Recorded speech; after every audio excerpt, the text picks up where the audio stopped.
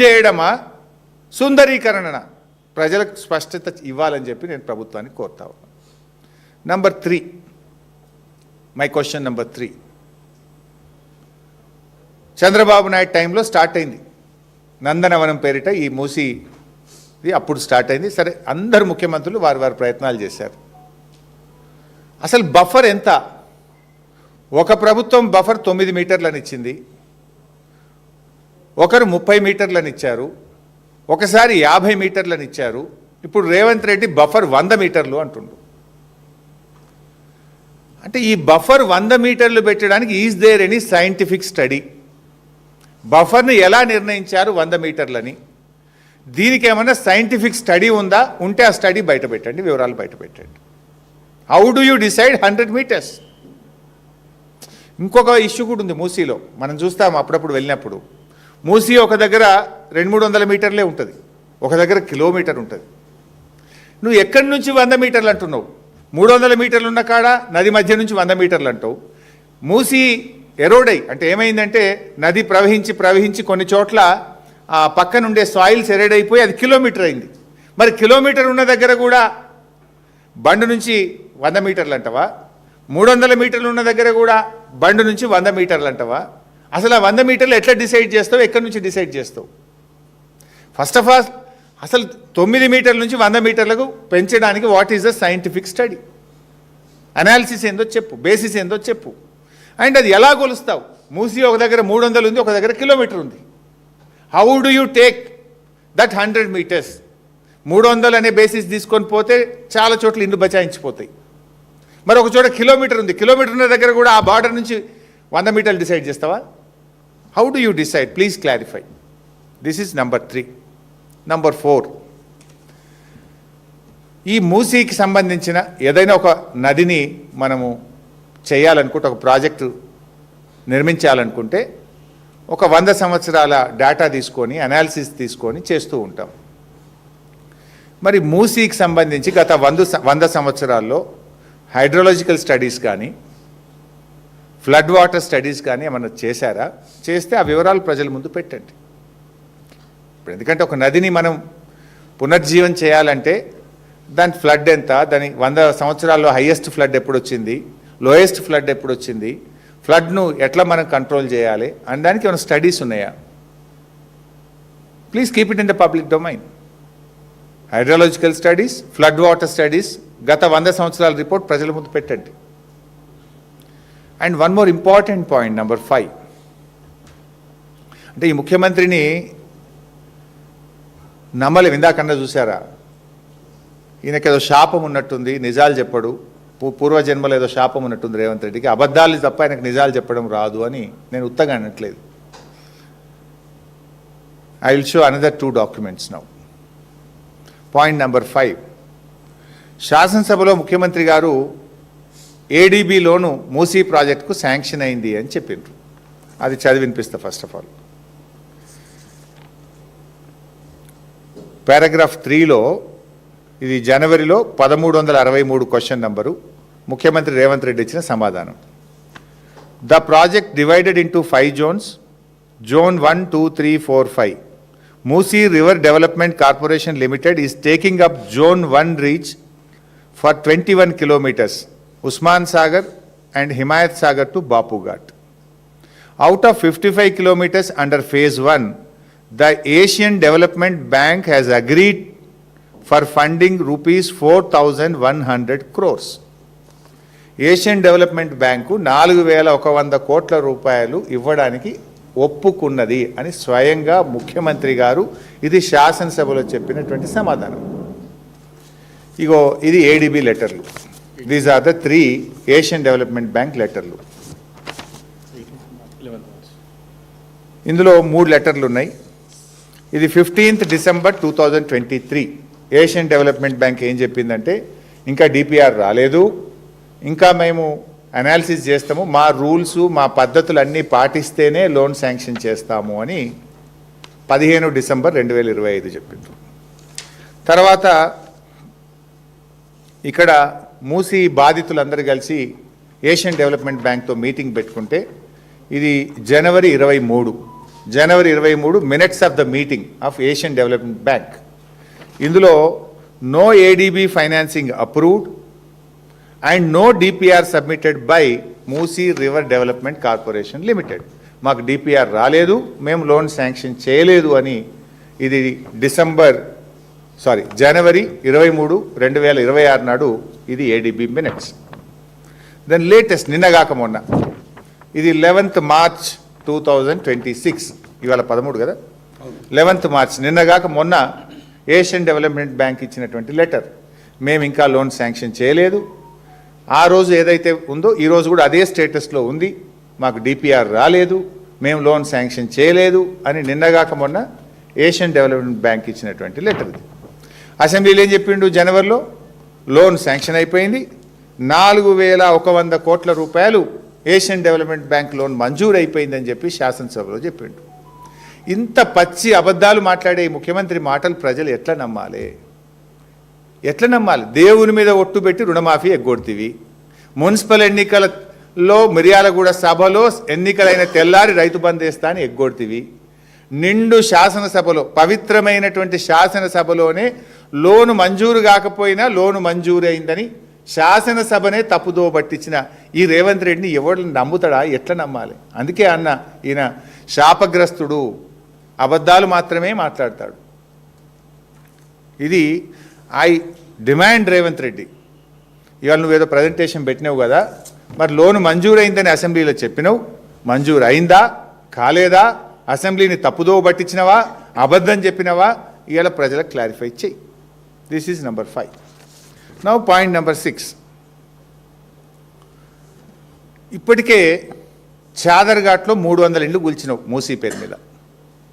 ఒక సంవత్సరం క్రితం, ఏడాది క్రితం ఆగం చేసి డిపిఆర్ లేదు, తల లేదు, తోక లేదు, బడ్జెట్ లేదు, ప్రాజెక్ట్ లేదు, అనాలిసిస్ లేదు, ఏమీ లేదు, చాదర్ఘాట్లో మూసీలో 300 ఇండ్లు కూల్చినావు. మీరేం చెప్తారు? 2013 యాక్ట్కు మేమే ఛాంపియన్లము, 2013 యాక్ట్ను మా కాంగ్రెస్ పార్టీ తెచ్చింది, పేదలకు న్యాయం చేస్తుంది అని మాట్లాడినావు. ఇప్పుడు మొన్న మహిళా దినోత్సవం రోజు రేవంత్ రెడ్డి ఒక మాట మాట్లాడినావు. ఏమన్నాడు? అదేంది అపార్ట్మెంట్స్,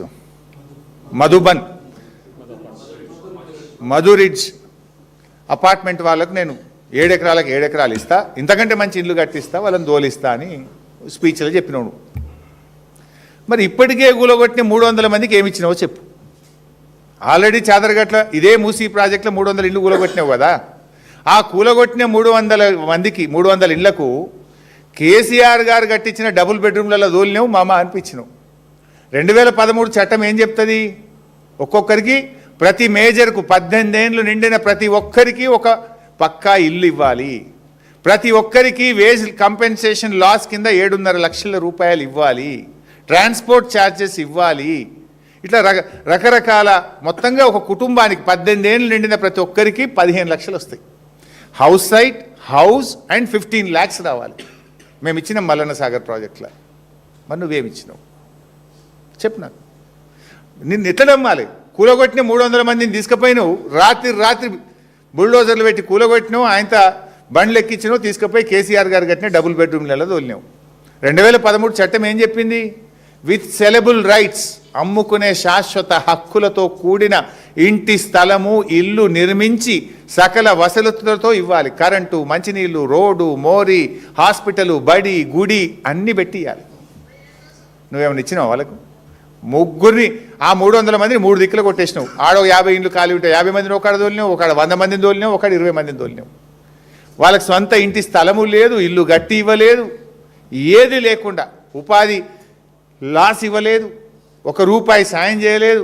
300 మంది బతుకులు ఆగం చేసి పారేసినావు, బెదిరించినావు, భయభ్రాంతులను పెట్టి, పోలీసులను పెట్టి 300 కుటుంబాలను ఆగం చేసినావు ఇదే మూసీ ప్రాజెక్టులో. నువ్వు ఆ మొదలు ఏడాది కింద కూలగొట్టిన 300 మందికే నువ్వు ఈ రోజుకి ఏం చేయలేదు కదా, నువ్వు రేపు చేస్తావని ఎట్లా నమ్మాలి? నీ మాట మీద అసలు ఒక్కటన్నా నిజం మాట్లాడితే కదా. How should we believe you? నిన్ను ఏ రకంగా నమ్మాలి?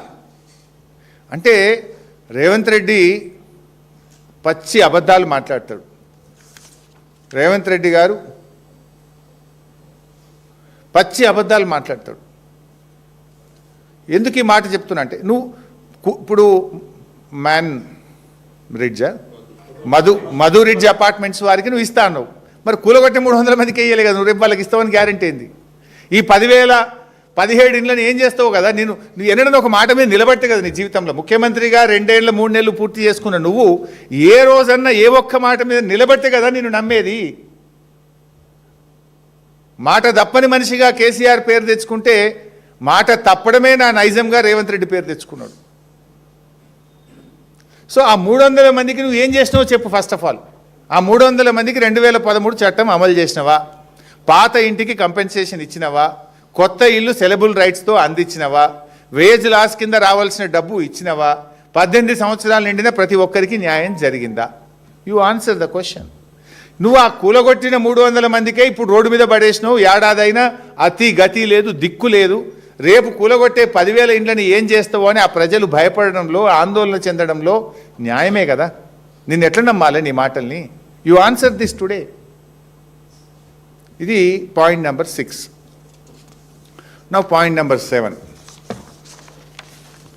ఇప్పుడు మధు రిడ్జ్ అపార్ట్మెంట్ వాళ్లకు నువ్వు 7 ఎకరాలకు 7 ఎకరాలు ఇస్తా, ఇంతకంటే మంచి ఇల్లు కట్టిస్తా అని చెప్పినావు. మొన్న ఉమెన్స్ డే రోజు మాట్లాడినావు ఉపన్యాసంలో. అది అని నిజమెంత అనేది తర్వాత సంగతి. బట్ మై క్వశ్చన్ ఈజ్, ఇప్పుడు మధు రిడ్జ్ ఒకటే కాదు కదా, నువ్వు ఇక్కడ 10,017 ఇండ్లు కూలుస్తా అని చెప్పి నువ్వే గెజిట్ ఇచ్చినావు. ఇట్లా 46 కాలనీలు ఉన్నాయి. ఆ మూసీ వెంట నువ్వు నోటీస్ ఇచ్చినవి, నువ్వు మార్కింగ్ ఇచ్చినవి 46 కాలనీలు ఉన్నాయి. మరి 46 కాలనీలకు కూడా అదే పద్ధతిలో స్థలం కేటాయిస్తావా? ఉన్న ఇల్లును ఉన్నది ఉన్నట్టుగా కట్టిస్తావా? కట్టిస్తే ఎక్కడ కట్టిస్తావు? ఈ మధ్య ఈయన కొత్తది నేర్చుకున్నాడు. ఎవడు పోయినా ఫ్యూచర్ సిటీ జాబ్ అంటుండు. మన జర్నలిస్టులు పోయినట్ట ఇళ్ల స్థలాలు ఇవ్వమని ఫ్యూచర్ సిటీలు ఇస్తప్పండి. అదేదో కేసీఆర్ గారు మొత్తం ఫార్మా సిటీ కోసం 13,000 ఎకరాలు సేకరించి పెడితే ఎవడు పోయినా, ఇక సినిమా వాళ్ళు పోతే ఫ్యూచర్ సిటీ పో, స్పోర్ట్స్ వాళ్ళు పోతే ఫ్యూచర్ సిటీ పో, ఎడ్యుకేషన్ ఏదో యూనివర్సిటీ పెడతామంటే ఫ్యూచర్ సిటీ జావ్, జర్నలిస్టులకు ఇళ్ల స్థలాలు ఫ్యూచర్ సిటీ జావ్. ఇప్పుడు వీళ్ళని కూడా ఫ్యూచర్ సిటీ జావ్ అంటావా? ఎమ్మెల్యేలు కూడా అని ఇస్తానట. మొన్న ఎవరు ఎమ్మెల్యేలు పోతే ఫ్యూచర్ సిటీలు ఇత్తపోండి అన్నట. అదేదో అప్పనంగా వచ్చినట్టు. మేము 5 ఏళ్ళు కష్టపడి ఫార్మా సిటీ వచ్చి ఓ 10 లక్షల మందికి ఉద్యోగాలు దొరకాలి, హైదరాబాద్లో కాలుష్యం తగ్గాలని ఎంతో విజన్తో కేసీఆర్ గారు ఆ రోజు ఆలోచన చేస్తే దాన్ని ఒక రియల్ ఎస్టేట్ అడ్డాగా మార్చి పడేసినావు. సో మై క్వశ్చన్ ఇక్కడ క్వశ్చన్ నెంబర్ 7, నువ్వు వీళ్ళకి ఎక్కడ ఒక మధు రిడ్జ్కే ఇస్తావా? ఆ 46 కాలనీలకు ఇస్తావా? ఒక మధు రిడ్జ్ అపార్ట్మెంట్కే ఇస్తావా?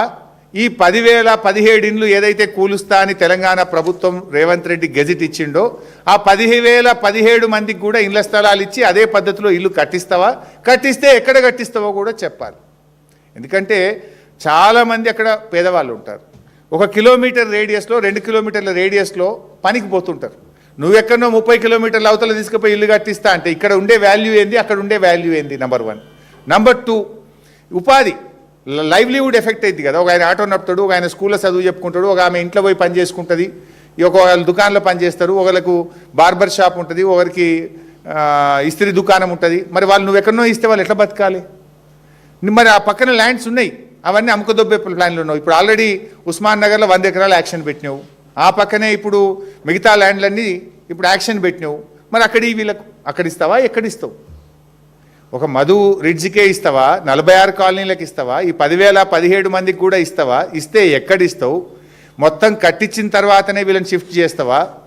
అప్పటిదాకా వీళ్ళు ఇప్పుడే గూలగొడతావా? ఇల్లు కట్టి ఇళ్ళకి దోలినాక ఇది గూలగొడతావా? ముందే గూలగొడతావా? ముందే గూలగొడితే మరి వీళ్ళు ఎక్కడ ఉండాలి? ఆ కిరాయి ఎవరు కడతారు?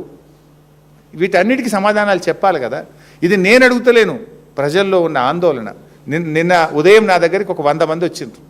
దాదాపు 3 గంటలు నేను విన్నాను. ఆ వీడియో కూడా రిలీజ్ చేస్తా. 3 గంటలు ఆ 100 మంది మూసీ బాధితులు నా ఇంటికి వచ్చి దాదాపు గంటన్నర సేపు వాళ్ళ బాధంతా చెప్తే నేను పెన్ను పెట్టి రాసుకున్నా. ఇవి వాళ్ళ హృదయాల్లో నుంచి వచ్చిన మాటలు, వాళ్ళ ఆవేదనలో వచ్చినటువంటి మాటలు. వారి పక్షాన్ని నేను అడుగుతా ఉన్నా. This is not my voice, this is people's voice. Sir మేము ముందు గులగొడితే మేము ఎక్కడ ఉండాలి? కిరాయి ఇస్తాడా? ఏడ కిరాయికి ఉండాలి? కట్టించినాక గులగొడతాడా? మరి ఒక మధురిడ్జికే కడతాడా? మాకు కూడా కడతాడా? ఎవరికి కడతాడు? ఎట్లా కడతాడు? ఎక్కడ కడతాడు? ఎప్పుడు కడతాడు? డిపిఆర్ఏ రాలేదు, 18 నెలలకు డిపిఆర్ వస్తుంది. These are the questions from the Musi బాధితులు. దీనికి ఆన్సర్ చేయి. This is question number 7. Now the last question number 8. ఇప్పుడు మూసీలో ఇమ్లిబన్ బస్ స్టాండ్ మూసీలనే కట్టిండ్రు, మెట్రో రైల్వే స్టేషన్ మూసీలనే కట్టిండ్రు, ఎస్టీపీలు అనేక ఎస్టీపీలు మూసీ శుద్ధి చేసి స్వచ్ఛమైన నీళ్లు మూసీలో వదిలే ఎస్టీపీలు కూడా మూసీలోనే ఉన్నాయి. అనేక దేవాలయాలు ఉన్నాయి, చర్చిలు ఉన్నాయి, మసీదులు ఉన్నాయి, ప్రభుత్వ ఆస్తులు ఉన్నాయి. మరి అవన్నీ కూడా కూలగొడతావా? క్లారిఫై చేయి ప్లీజ్, క్లారిఫై. ఏమేమి కూలగొడతావు? Imlibun bus stand, metro railway station, STP